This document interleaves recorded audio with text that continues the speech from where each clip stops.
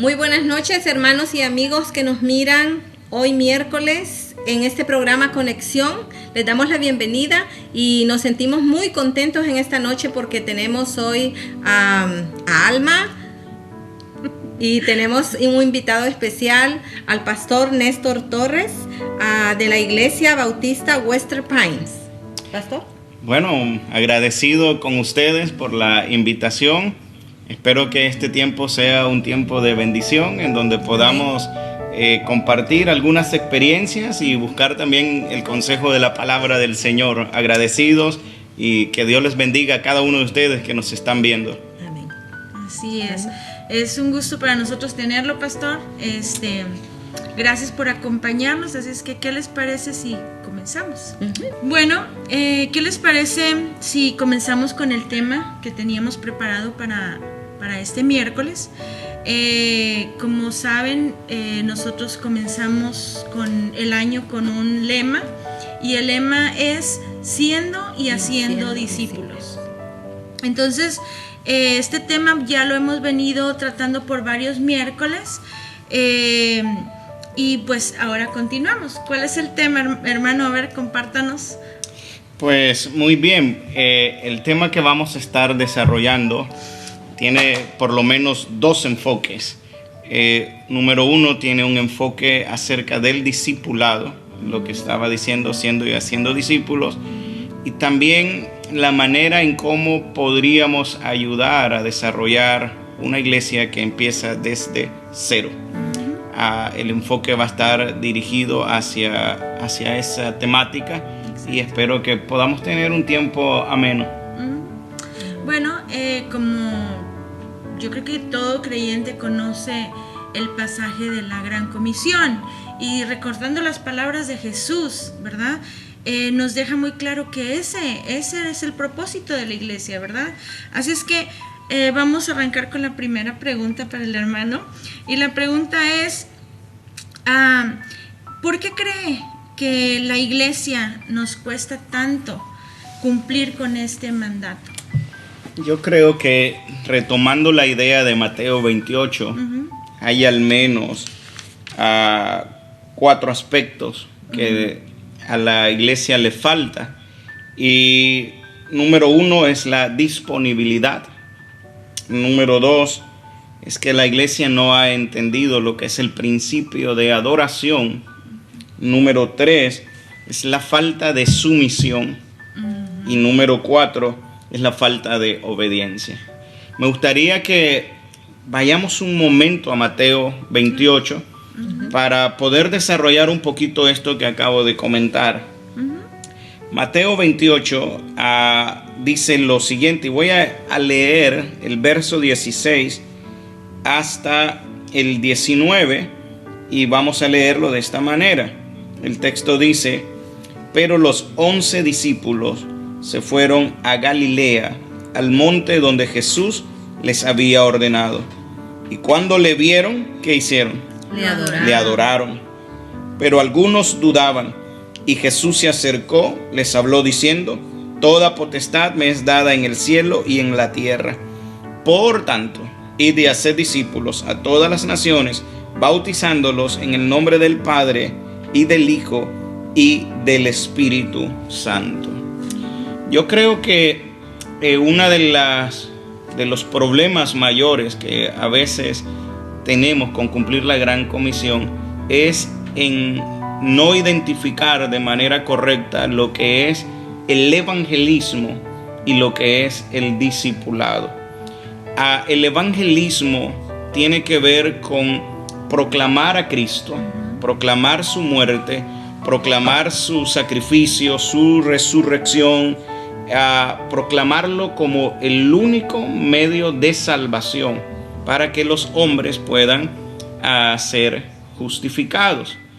Y el discipulado implica otro aspecto que tiene que ver con nuestro crecimiento, con nuestra madurez, para llegar a parecernos a Cristo. Entonces, ese es el primer principio. Alguna de las cosas que yo observo con el asunto de la Gran Comisión es que no hay disponibilidad, como mencionaba al inicio. ¿Por qué digo esto? Cuando nosotros leemos este pasaje de Mateo 28, vamos a ver que en este contexto lo que está ocurriendo es que, bueno, después de la muerte del Señor, los discípulos habían quedado con miedo, se habían esparcido, pero Jesús les había dicho antes de que Él los iba a encontrar, que fueran a Galilea, que los iba a encontrar ahí cuando Él resucitara. Lo interesante de esto es que el contexto de Mateo 28 dice que las autoridades romanas hicieron este consejo de decir, digan que los discípulos se robaron el cuerpo de Jesús. ¿Qué significó esto? Bueno, que los discípulos de alguna manera estaban siendo observados por las autoridades como posibles ladrones del cuerpo de Jesús, y esto iba a tener una implicación posiblemente judicial. Pero a pesar de esa adversidad que ellos estaban experimentando en ese momento, ellos tuvieron disponibilidad. Y en Mateo 28, el verso 16, ahí inicia con un pero. Y voy a leer para que contextualicemos lo que estoy diciendo. El capítulo 28, del verso 1, voy a ir rapidito por ahí. Dice: pasando el día de reposo, al amanecer del primer día de la semana, vinieron María Magdalena y la otra María a ver el sepulcro. Y hubo un gran terremoto, porque un ángel del Señor, descendiendo del cielo y llegando, removió la piedra y se sentó sobre ella. Su aspecto era como un relámpago y su vestido blanco como la nieve.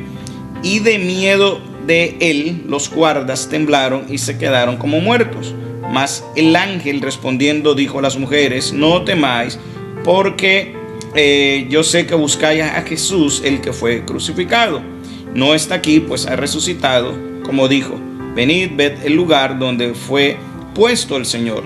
E id pronto y decid a sus discípulos que ha resucitado de los muertos, y he aquí va delante de vosotros a Galilea, allí le veréis. He aquí os lo he dicho. Entonces ellas, saliendo del sepulcro con temor y gran gozo, fueron corriendo a dar las nuevas a sus discípulos. Y mientras ellas iban a dar las nuevas a los discípulos, he aquí qué cosa: Jesús les salió al encuentro diciendo: salve. Y ellas, acercándose, abrazaron sus pies y le adoraron. Quiero que observen, ahí adoraron. Después vamos a ver a los discípulos más adelante adorando a Jesús. Entonces Jesús les dijo: no temáis, id a dar las nuevas a mis hermanos para que vayan a Galilea y allí me verán. Ese es el primer encuentro que Jesús tiene una vez que resucita. Lo hace con estas mujeres. Mientras ellas iban, dice el verso 11, por favor síguenme ahí. He aquí unos de la guardia fueron a la ciudad y dieron aviso a los principales sacerdotes de todas las cosas que habían acontecido.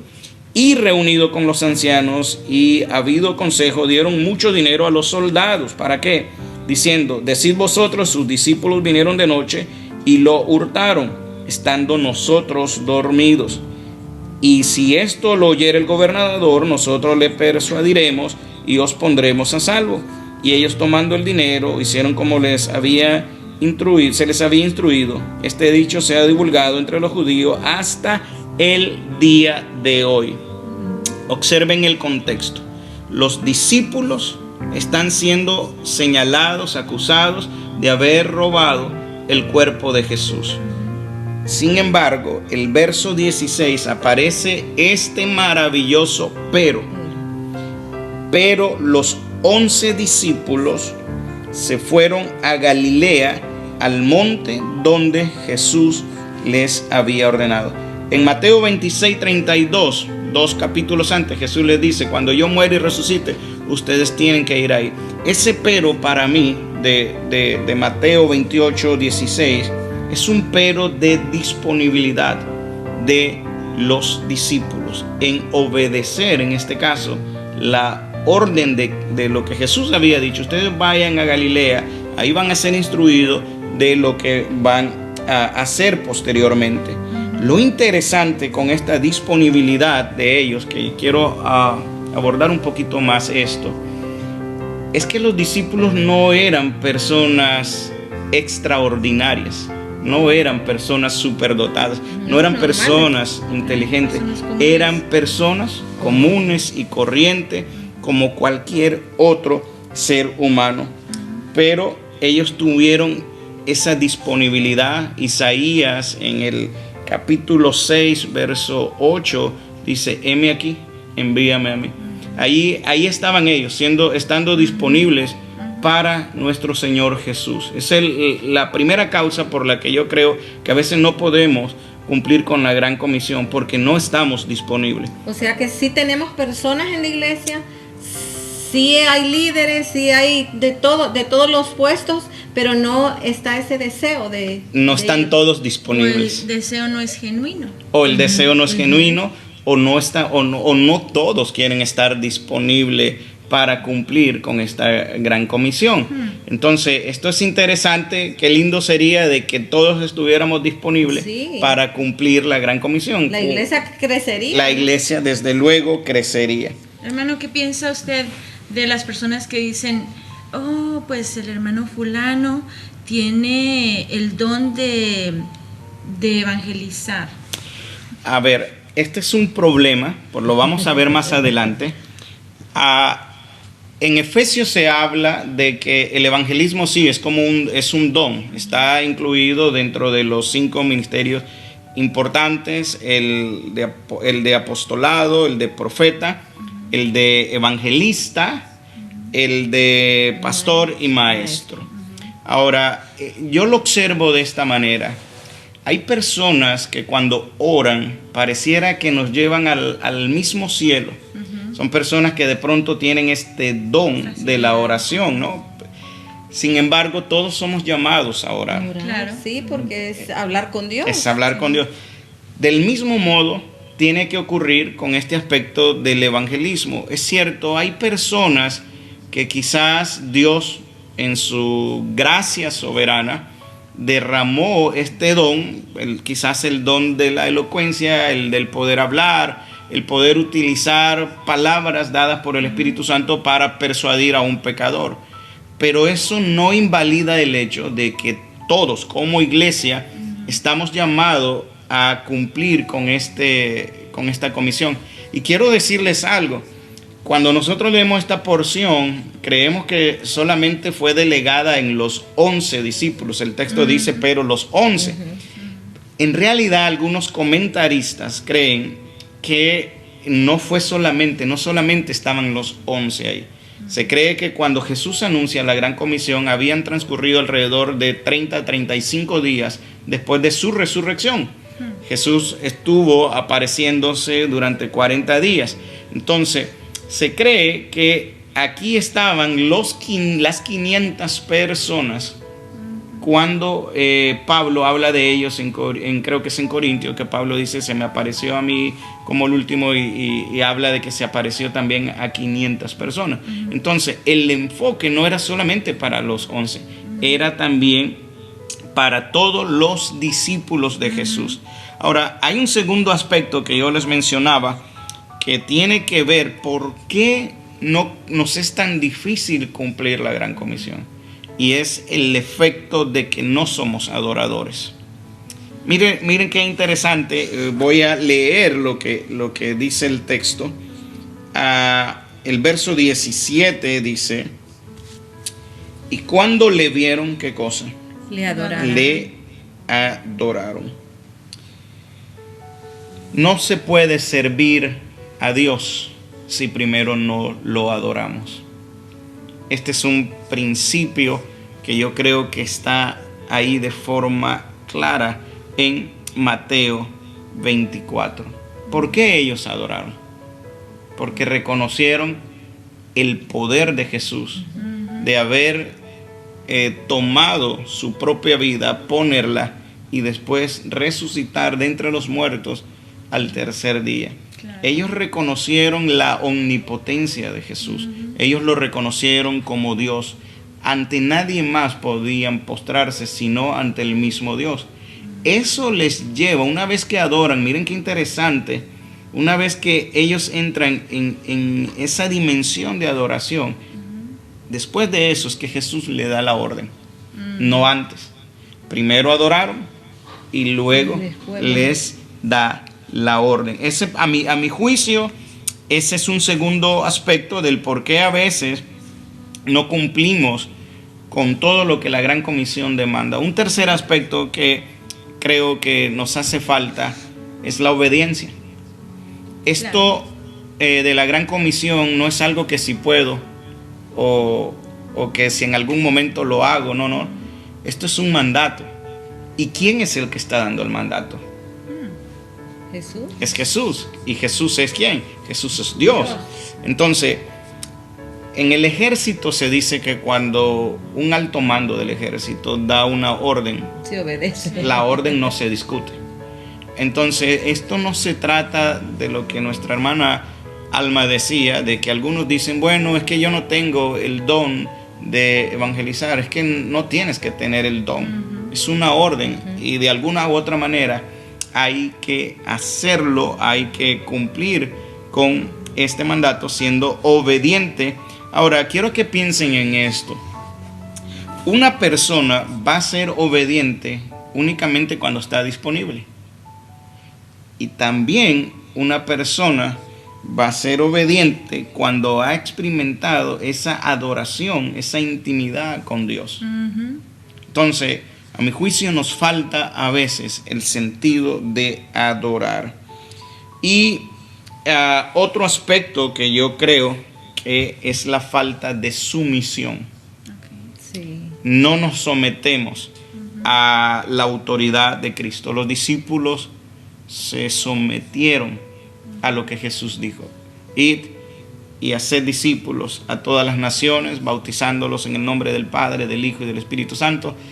En Marcos capítulo 16 dice: y les dijo, id por todo el mundo y predicad el evangelio a toda criatura. Que creyere y fuere bautizado será salvo. Otro aspecto que no está explícitamente en el texto es que yo creo que como cristianos, como predicadores de la palabra del Señor, no hemos aprendido a hacer la exégesis de la cultura. ¿Qué es esto? Hace unos años, mi profesor de ética y filosofía cristiana, le escuché decir esto. Decir, no hemos aprendido a hacer exégesis de la cultura. Sabemos hacer exégesis de la Biblia, pero no de la cultura. En la Gran Comisión hay algo de esto. ¿Por qué? Porque la forma de alcanzar a las personas es una sola en el sentido de cuál es el mensaje por el cual van a ser alcanzados. El mensaje debe ser Cristo presentado de una forma apropiada y correcta. Claro. En ese sentido, el mensaje es el mismo, no cambia, pero los contextos culturales cambian.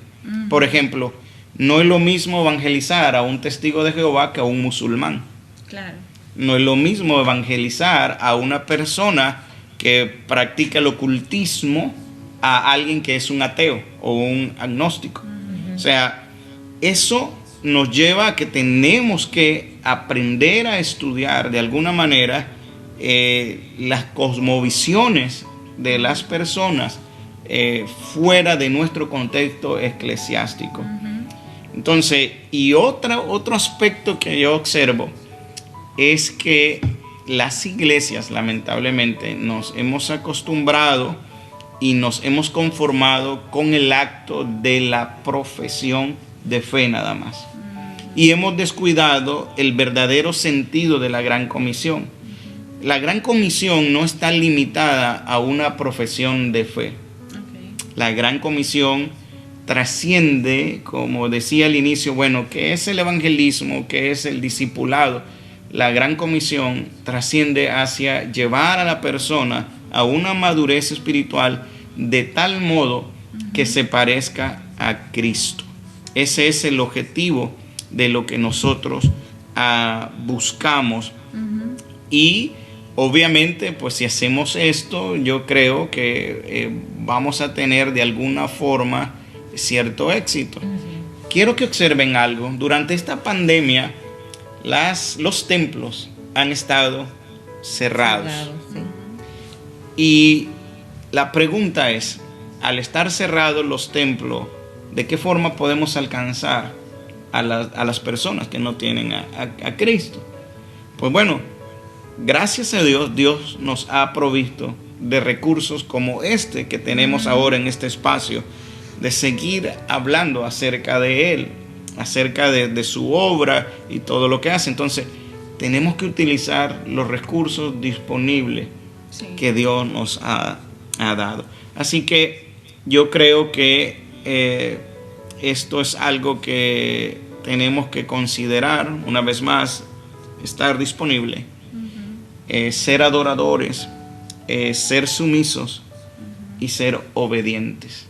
Y una de las cosas en las iglesias, ya que tocó esos temas, es, por ejemplo, nos conformamos cuando acepta una persona, 2 personas, aceptaron 3, pero no tenemos 3 personas listas para darles el discipulado. O sea, porque según lo que usted nos explica, tendríamos que hacer que esas personas vayan creciendo y creciendo, porque es así como tendríamos más personas disponibles. Pues es lo que dice el capítulo 20, que si seguimos leyendo, dice que enseñándoles que guarden y hagan. Exacto. ¿Verdad? Exacto. Entonces esa es la parte del discipulado. Sí. Eso es lo que ellos aprendieron. Que descuidamos. No, y es lo que, la manera como ellos aprendieron de Jesús. Exacto. Jesús anduvo con ellos por años, ¿verdad? Y ellos aprendieron de la misma manera. Desde luego, desde luego. Creo que en el discipulado hemos fallado en un aspecto importante, y es que parte del éxito del discipulado está en enseñar lo que este libro que tenemos en nuestra mano dice.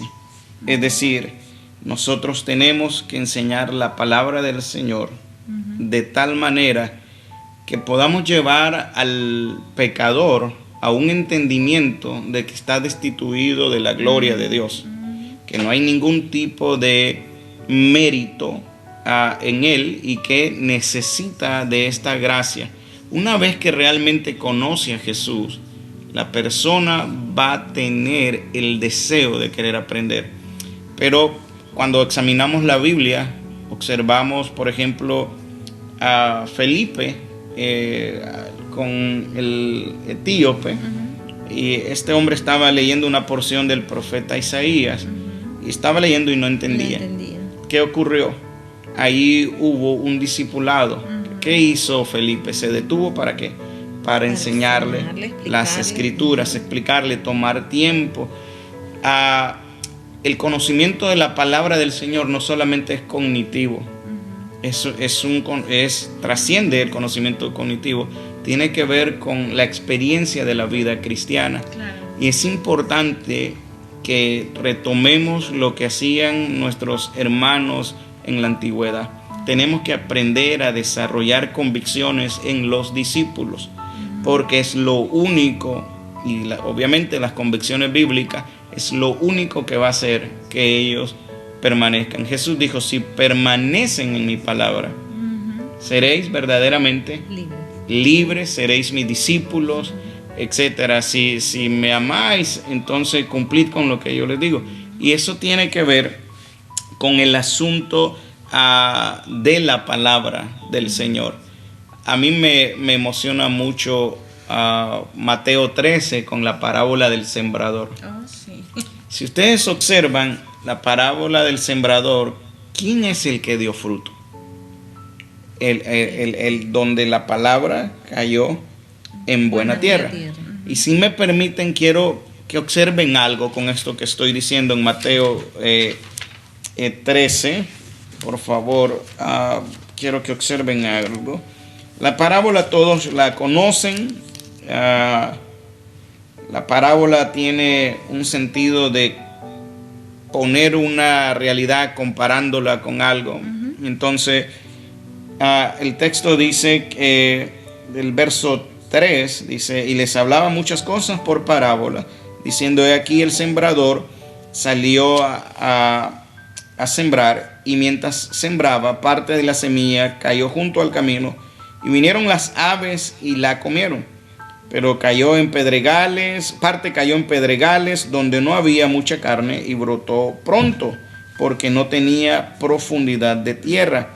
Pero salido el sol se quemó, y porque no tenía raíz se secó. y parte cayó entre espinos, y los espinos crecieron y la ahogaron, pero parte cayó en buena tierra y dio fruto, cual a 100, cual a 60 y cual a 30 por uno. El que tiene oídos para oír, oiga. Luego en el verso 18 Jesús explica la parábola. Quiero que observen esto.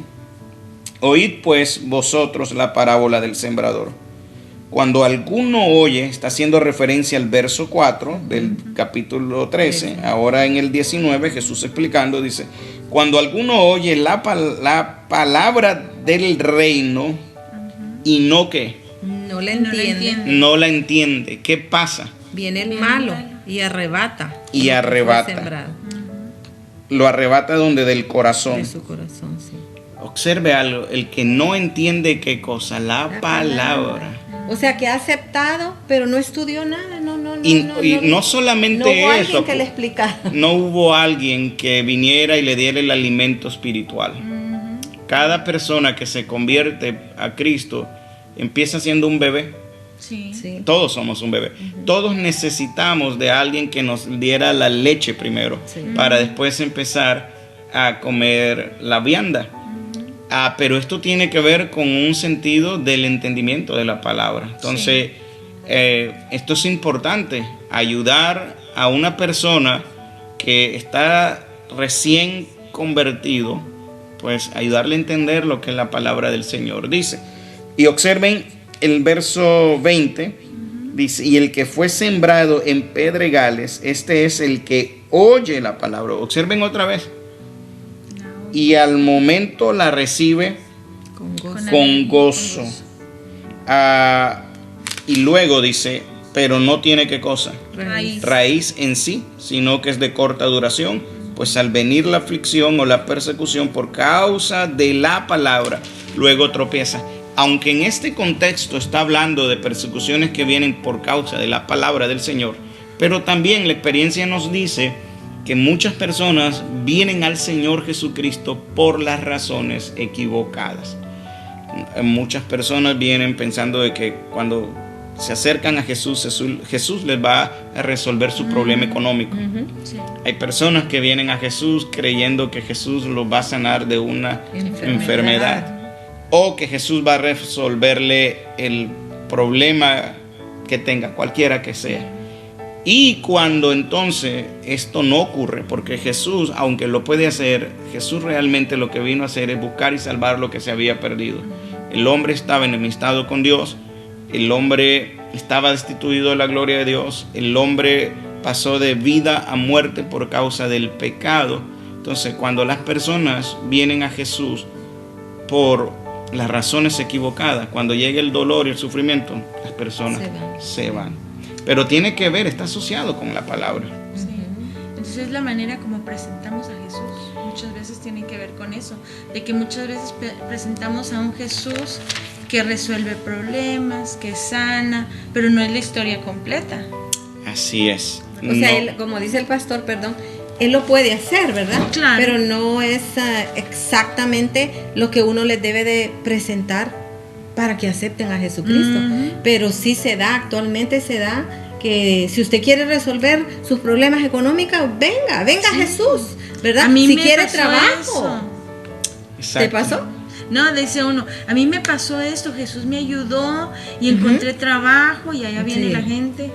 Por la enfermedad también, ¿verdad? Por la enfermedad, porque dice, Él llevó todas nuestras enfermedades, por sus llagas fuimos sanados. No debemos de estar enfermos. Y les digo yo, pero el punto es que cuando nos enfermamos... Sí. Y observen, yo creo que, miren, la palabra del Señor, y esta palabra sobre todo, es la expresión escrita de su revelación.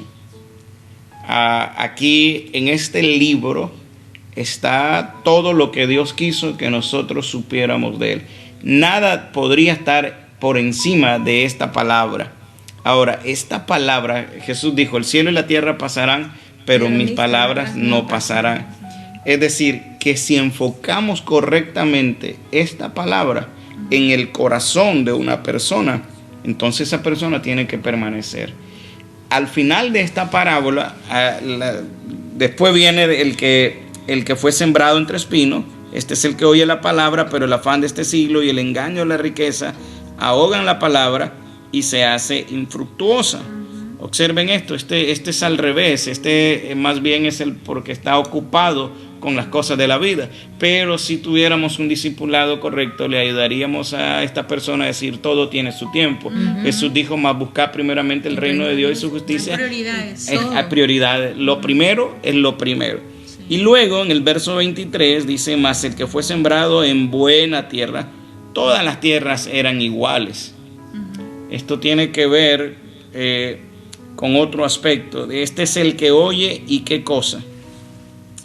Y entiende qué cosa. La palabra. Y da fruto. Y da fruto. Entonces, un discipulado eficaz tiene que ver precisamente con esto de la palabra del Señor. El Salmo 1 habla de que el hombre que medita en esta palabra es como árbol plantado junto a las corrientes de las aguas, que da su fruto en su tiempo y su hoja no cae.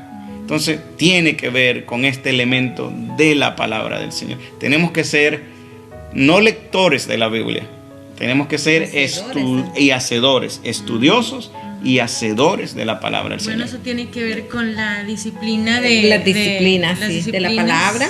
De la transformación, que tenemos la segunda disciplina, que es leer la palabra, pero no nada más quedarnos hasta ahí, sino aplicarla, ¿verdad? Es correcto, sí. Es correcto. Yo le decía al pastor que estamos con lo de grupo de amistad, ¿verdad? Empezamos con nosotros, porque si yo no crezco, si yo de verdad eso me llama la atención, eso de yo no adoro a Dios, ¿verdad? No le obedezco, ¿cómo voy a querer ganarme otra persona para Cristo? Entonces tengo que ser yo, ¿verdad? Y ahí sí, como dice Alma, pues cuando yo lo practico, puedo yo mostrarle a la otra persona para que ella lo pueda ver en mí, y así es más fácil. Dios está haciendo el trabajo y entonces ahí aplicamos esa palabra. Desde luego, así es. Y obviamente aquí hay dos aspectos. Número uno, ¿cuántos discípulos están dispuestos a ser discípulos? Ahí está. Y cuántas personas también están dispuestas a dejarse discipular. Esto es el mismo concepto, el mismo principio que ustedes hablaban al inicio, siendo y haciendo discípulos. Bueno, yo creo que algo clave tiene que ver, por ejemplo, lo que hablábamos, los discípulos aprendieron del maestro, sí, ¿verdad? Les llegó el mensaje de primera mano. Tal vez tiene que ver con de quién recibimos el mensaje y cómo lo recibimos. Vamos a poner un ejemplo. Que si mi mensaje me llegó de alguien que recibió el mensaje y cayó sobre los espinos o sobre las piedras, ese mismo mensaje es el que me va a compartir. Entonces, si él no da fruto, pues yo menos. Claro, sí, así es. Bueno, en su opinión, pastor, sí, como pastor, como líderes, ¿qué podemos hacer para impulsar a la iglesia? Sí. Lo primero que tenemos que hacer, a mi juicio, es cambiar el concepto que hemos tenido. Hemos hecho iglesia, pero nos hemos concentrado en 4 paredes. Sí. Y el verdadero concepto de iglesia es fuera de las 4 paredes de un templo. Y tendríamos que regresar otra vez al principio de Mateo 28, de lo que estábamos hablando. Creo que lo primero que necesitamos entender es que esto es un mandato. Claro. Y no se trata de que, lo que decía hace un momento, si tengo deseos o no tengo deseos, es una orden. Pablo le dijo a Timoteo que hiciera obra de evangelista. ¿Cuándo? En tiempo y fuera de tiempo. Sí. Es triste que nosotros como creyentes no tomemos conciencia que un montón de amigos y familiares se van a ir sin Cristo, sí, y van a ir al infierno. Si entendiéramos la naturaleza del infierno, si entendiéramos la naturaleza del cielo, entonces estaríamos preocupados en salir del confort y de la comodidad. Y lo otro es que la iglesia es un cuerpo orgánico. Y para que esto funcione de una forma orgánica, pues todos realizamos diferentes funciones. Y hay un pensamiento equivocado de considerar que esta obra pertenece exclusivamente a un ministerio en particular. Incluso en nuestras iglesias o a un grupo. En nuestras iglesias hemos diseñado ministerios de evangelismo. Y entonces el ministerio de evangelismo es uno, y el ministerio de benevolencia es otro, y el ministerio de visitar los enfermos es otro. Y entonces hemos definido el evangelismo como un ministerio, y cuando lo definimos de esta manera, realmente lo que ocurre es que solamente un grupo de ciertas personas lo va a hacer. Exacto, porque ya estamos excluyendo a otros y dicen, no, ese no es del ministerio, o sea, eso es para este ministerio. Y se entra en otras cosas, a veces hasta en los celos ministeriales, etcétera. Yo creo que tiene que ver con este asunto y entender una vez más el principio de a quién yo estoy presentando y anunciando. Fíjense bien, a veces nosotros no hemos entendido quién es Jesús. Si entendiéramos quién es Jesús, seguramente lo anunciaríamos como el Salvador del mundo. En esta pandemia se especula mucho acerca de una vacuna. ¿Qué pasaría si nosotros descubriéramos una vacuna ahora mismo? Que tuviéramos ese poder y aquí está la vacuna del COVID-19. Seríamos famosos. No, correríamos a decir, ve allá, ve acá. Sí, es correcto. Lo que diríamos, no solamente nos haríamos famosos, yo creo que en nuestro corazón estaría el buscar que las personas no se sigan muriendo a causa del COVID. ¿Por qué? Porque conocemos la cura. Exacto. Jesús es la cura del hombre. Si no presentamos este antídoto, yo hablaba a la iglesia, en nuestra iglesia este domingo, de que Lucas, citando a Isaías, narra lo que Jesús lee acerca del profeta de Isaías, hablando de una profecía de él mismo. Y el texto dice que Jesús vino a sanar. Pero sanar tiene que ver con una cura definitiva.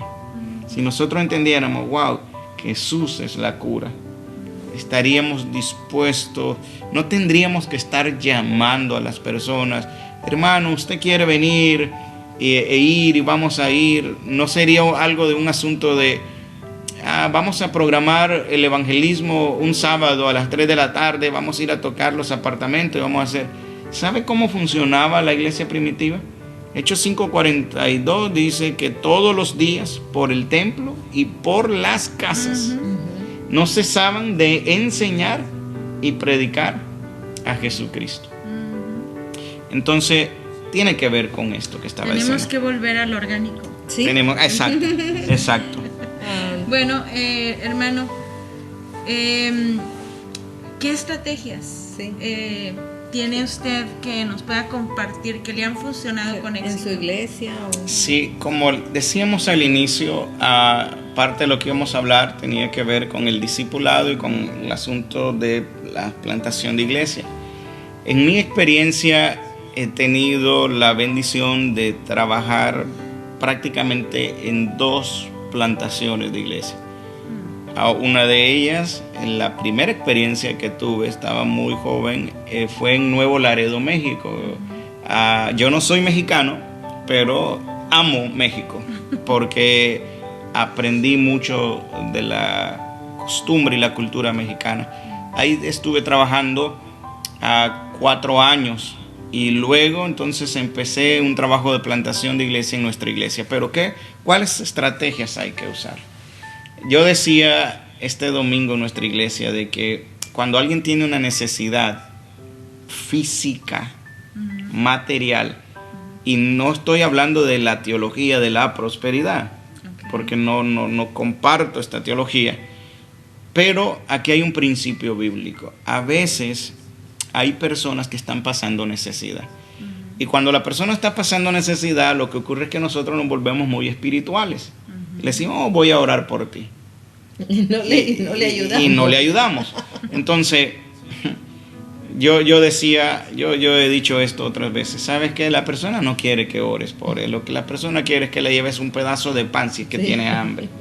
Entonces, Santiago habla de esto, habla de la fe sin obras, es muerta. Entonces, la principal estrategia que yo encuentro para que una iglesia crezca y una iglesia que está iniciando como una plantación tenga éxito, el principio bíblico que yo encuentro es el mismo principio que desarrolló Jesús.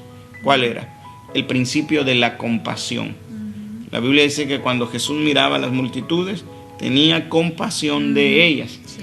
Ahora, esta compasión no solamente estaba en transmitirle el evangelio de salvación, dándose él a conocer o revelándose, sino que también Jesús atendía las necesidades de la persona. Obviamente vamos a encontrar personas como en la parábola de Mateo 13, de que algunos no van a responder, pero la estadística de Mateo 13 dice que de 4, 1. Es decir, que si le predicamos a 100 personas con este principio de la compasión, de 100 vamos a empezar una iglesia de 25 personas. Si estamos hablando si le hablamos a 200 personas de manera consistente y lo hacemos de la manera correcta, capaz si tenemos una congregación ya de 50. El principio es 4:1, de acuerdo a lo que nos dice Mateo. Entonces, yo creo que tiene que ver con un aspecto de humanizar el evangelio. Ese, a mi juicio, es el éxito. A nosotros nos ocurrió en nuestra iglesia, tanto en México como aquí en Western Pines. Siempre estuvimos y hemos estado dispuestos, en la medida de nuestras posibilidades, a ayudar al que está necesitado y al mismo tiempo compartir la palabra del Señor, y se vuelve un equilibrio. Y yo, más que cualquier otra estrategia de crecimiento, como hay tantas y tantas, yo diría, tenemos que humanizar el evangelio. Así es como, así es como han logrado como hacer la conexión con la comunidad y su iglesia. Sí, cuando nosotros empezamos en mi caso personal, yo diría que los 2 o los 3 primeros años fueron trabajo duro, de visitar mucho, de atender necesidades.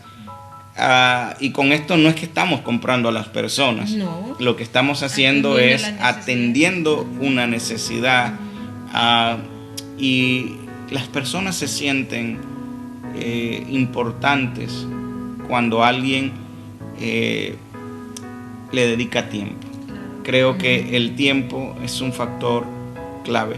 Hay personas que me tocó en un momento, personas que estaban sufriendo por abandono, y entonces cuando nosotros nos acercamos, esa persona entonces se siente que wow, yo le importo a alguien. Sí. Y entonces se va identificando. Y el otro concepto es que entender de que cuando venimos a Jesús, a la fe en Jesús, somos una familia. Por eso es que hablaba del concepto de humanizar en ese sentido el evangelio. Y yo le iba a preguntar, algo tuvieron que hacer bien, porque antes de comenzar usted platicaba en la iglesia, cuando usted llegó, ¿eran cuántas personas? Éramos 12 personas. Wow. Yo llegué a un grupo de 12 personas. De ese grupo de 12 personas, solamente 2, un matrimonio que a mí me ayudó mucho a trabajar, y el resto eran personas que eran de esa comunidad donde estaba nuestra iglesia y que habían sido invitados. Quiero decir algo ahora que me menciona eso. Otra estrategia es que tenemos que aprender a trabajar en equipo. Claro. Eso es clave. Sí. Y es difícil. Es difícil. Y lo digo por lo siguiente. Yo no podía hacer todo. Es más, no puedo hacer todo. Y en ese momento conté con el apoyo, sobre todo. Después vinieron otras personas en la medida que la iglesia ha ido creciendo, pero en el tiempo de la plantación fue un matrimonio que estuvo conmigo en todo momento. Entonces se necesita un equipo. Y lo otro es que cuando el grupo empieza a crecer, una iglesia empieza a crecer, crecen también las bendiciones, pero también los problemas. Así que tiene que ver también con un equipo que esté respaldando. Yo digo que en nuestro caso Dios nos ha bendecido, pero nos ha bendecido por el equipo que hay, en este caso, detrás de la figura pastoral. Cuando ese equipo falla, entonces fallamos todos. Sí. Porque todos somos importantes. Y eso lo podemos aprender también de las enseñanzas de Jesús, porque Él tenía ese equipo.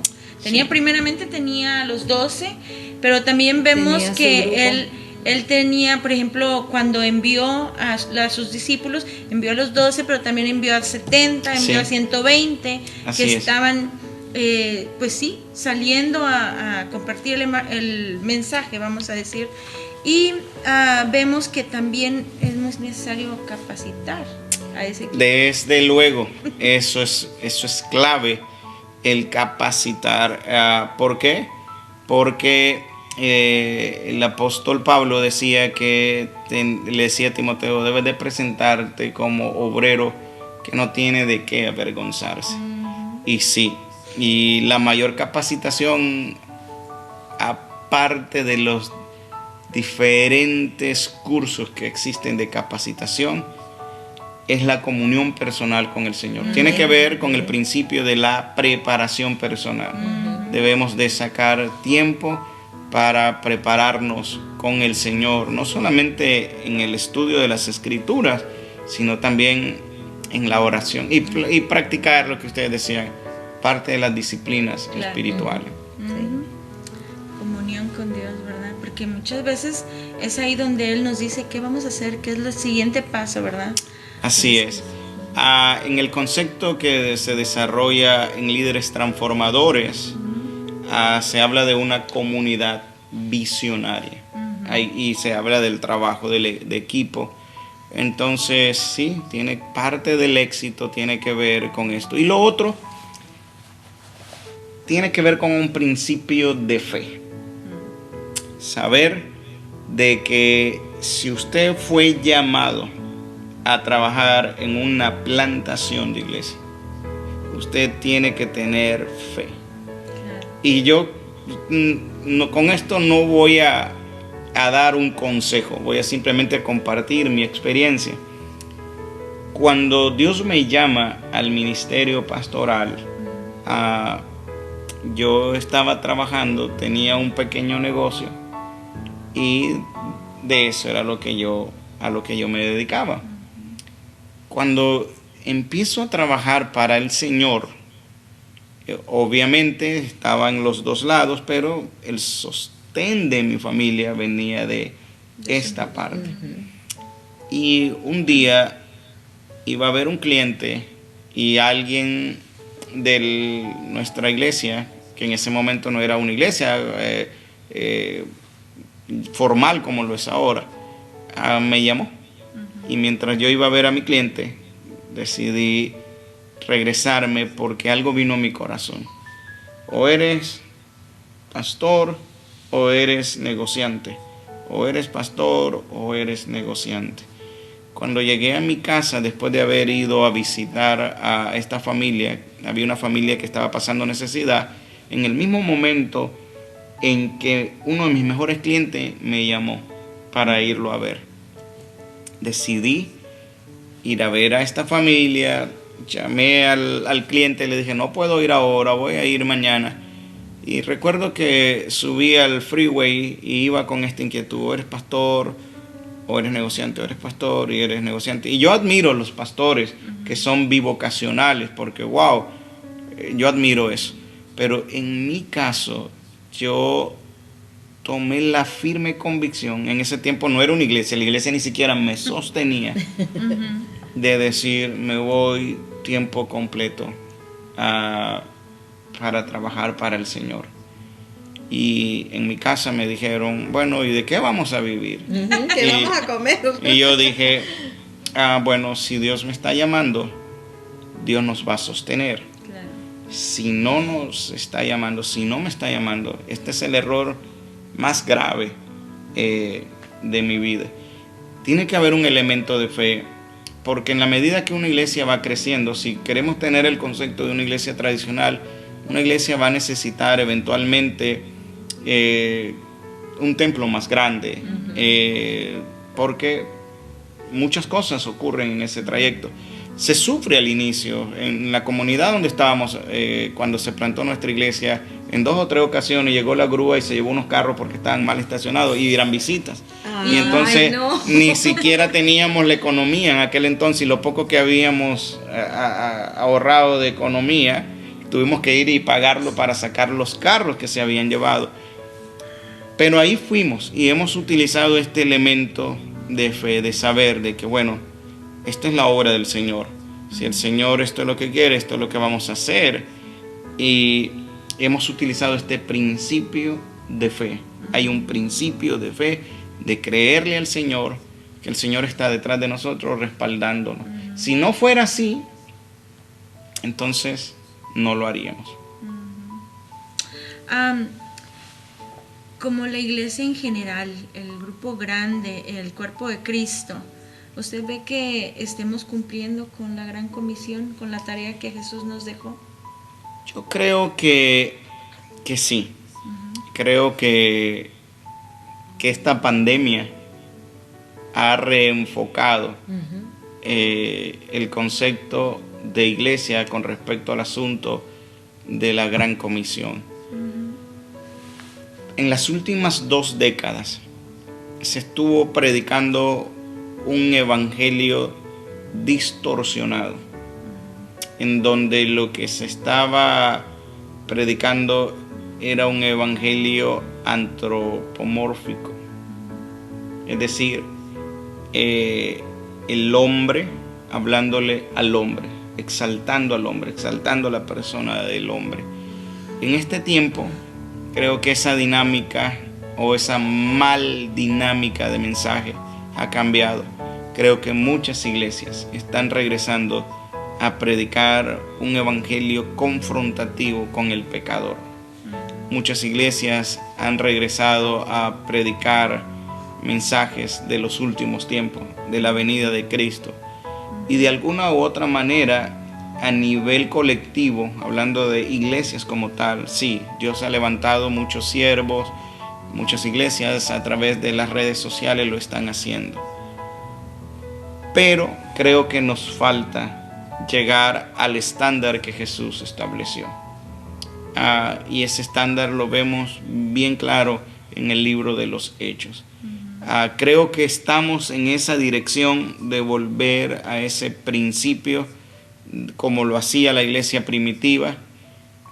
Creo que estamos rescatando algunos de estos principios, y creo que sí, creo que la iglesia cristiana, en medio de las persecuciones que vive, porque aquí en Estados Unidos estamos sufriendo de alguna u otra manera un tipo de persecución, creo que sí, hay iglesias que ya están tratando con este asunto de la gran comisión.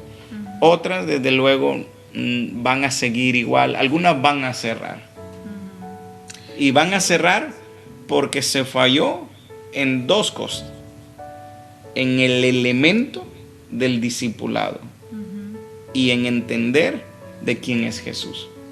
¿Por qué? Porque puede ser que una iglesia no tenga los recursos económicos para pagar una propiedad por la cuestión de las pandemias, pero una iglesia se puede reunir debajo de unos árboles.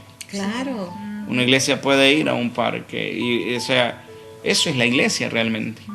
Y es lo que hemos tratado a nosotros, ¿verdad? De entender primero a nosotros y de ahí comunicarle a las demás personas que nosotros somos la iglesia. Este es el templo y este es un edificio y puede estar en cualquier otra parte, pero que no necesitamos un lugar grande. Desde necesitamos luego. una casa, o necesitamos una cafetería, o necesitamos cualquier lugar donde nos podamos reunir. Y el 2 lugar o 3, es lo de menos, ¿sí? la disposición. La ¿verdad? disposición, sí. Había este pastor que vino y nos compartía de su iglesia en Brasil, Roberto Botrel, y ellos enseñan que cada creyente debe de ser un ministro y que cada casa debe de ser una iglesia. Entonces, si seguimos con ese formato, yo creo que podemos llegar al estándar que usted mencionaba, porque yo creo que debe ser muy difícil llenar a Houston con mega churches para poder meter a tanta gente.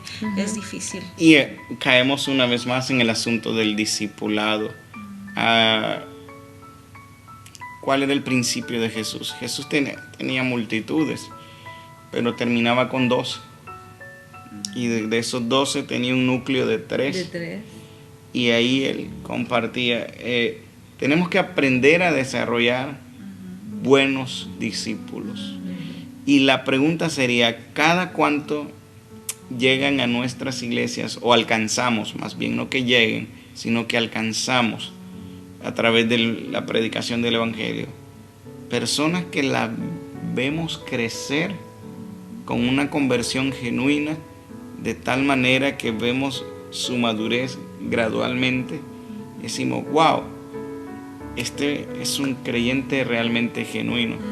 ¿Cuál sería la estadística en cada iglesia anualmente? ¿Cuántas personas observamos que fueron transformadas y que hoy están sirviendo? Bueno, eso me llama la atención porque cada final de año damos o escuchamos, ¿verdad? O se da cuentas de lo que se hizo en el año, se da un resumen y se dice ¿cuántos bautizados? Tantos, ¿verdad? Tantas profesiones de fe, pero no dice cuántos discípulos. Sí. Fíjense, bueno, eso nos trae a la siguiente pregunta, porque ya vamos a finalizar. Pero la pregunta importante, porque ya hemos hablado de mucho, pero una pregunta importante es, pastor, compártanos, ¿qué es un discípulo de Jesús? ¿Qué es un discípulo de Jesús? Un discípulo de Jesús, en una definición sencilla, es un seguidor de Jesús. Es uno que imita a Jesús. E imitar a Jesús es el estándar más alto que todo creyente tiene. Yo puedo imitar a mi pastor, pero mi pastor es alguien que falla. Puedo imitar a alguien de la congregación, a un líder, pero imitar a Jesús son palabras mayores. Sí. Creo que ser un discípulo es ser un imitador, hablando en el buen sentido de la palabra, del carácter de Jesucristo. ¿En una iglesia todos somos discípulos, en su opinión? Deberíamos de ser todos discípulos. Y yo haría esta pregunta. En las iglesias todos son discipuladores, porque un discípulo necesita de otro. De otra persona. Entonces, esto no es algo que de pronto podamos ver en la vida cotidiana de la iglesia. Hay discipuladores. Hay los que son haciendo discípulos. Los hay. Pero Jesús dijo, a la verdad la mies es mucha, pero los obreros son pocos. Y tenemos el desafío, tenemos ese gran desafío. Y yo creo que al final de cuentas, cuando lleguemos al tribunal de Cristo, esa va a ser la pregunta. Así es, yo creo que una de esas preguntas importantes va a ser esa. Definitivamente no nos van a preguntar cuántas casas compraste. No, o cuántos ministerios tuviste, o cuántas cosas hiciste, en cuántos videos, o en cuántos ministerios serviste. Sí, no nos van a decir eso. Así es. Nos va a decir a cuántos le predicaste, cuántos vinieron, ¿verdad? A Cristo. Así es. Nosotros, sí. Así es. Ha sido muy lindo todo lo que hemos estado hablando, ha sido muy, muy buenas las aclaraciones, ¿verdad? Y todo lo que el pastor nos ha explicado. Yo me quedo con que debo de ser más adoradora. Debemos de adorar a Jesús. Y me encantó las dos palabras, sumisión y obediencia, ¿verdad? Yo sé que como humanos no nos gusta ser sumisos. Yo les decía exactamente eso en uno de los programas pasados. Si me decían a mí, tenés que someterte a tu esposo, y yo, no. Ahí ya no. La sumisión es de los dos. Y siempre la sumisión es de los dos. Y mi esposo, no, es que no aprendes la palabra, no la aplicas, de verdad. Porque no nos gusta. En el trabajo no nos gusta. Si en el trabajo nos dicen, ahorita en el trabajo tenemos que andar con esas mascarillas, con la otra adentro, tienen que hacer esto, lo otro. Y uno dice, pero tanta cosa. Entonces no tenemos conciencia que todavía está la pandemia. O sea, somos desobedientes, no nos gusta. Rebeldes por naturaleza. Pero sí, me encantaron esas, ¿verdad? Que tenemos que ser sumisos, obedientes a Cristo y adorarlo. Así es. Bueno, pues yo creo que cerramos con la última pregunta, pastor. A ver. Que no nos soltamos. Ok. Para aquellos que no son todavía seguidores de Jesús, ¿qué haría ¿cómo los puede animar para que se se conviertan en seguidores de Cristo? Yo haría esto de acuerdo a lo que la palabra del Señor nos enseña. Creo que la manera de animar sería diciéndoles que necesitan entender que no son buenos, que por naturaleza somos malos y que no hay nada en nosotros que nos haga merecer la entrada al cielo. Yo creo que tendríamos que dejarle a la persona en su corazón un sentido de conciencia de cuán enemistado está con Dios. Sí. En la carta a los Romanos, Pablo dice, justificaos por medio de la fe. Tenemos paz para con Dios.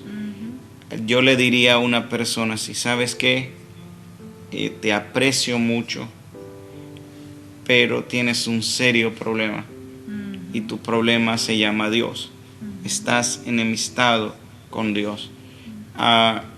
Y yo creo que ese sería realmente es el mensaje de la cruz. Sí. Ese es el mensaje de que Pablo hablaba. Pedro decía, arrepentíos y convertíos para que sean borrados vuestros pecados. Pablo decía, porque la paga del pecado es muerte, mas el regalo de Dios es vida eterna. Y lo que quizás yo haría énfasis es que una vez que haya demostrado su condición caída con Dios, es decirle, ¿sabes qué? Pero tienes una esperanza, tienes una oportunidad, tienes una forma de encontrar la vida eterna, y es a través de Jesucristo.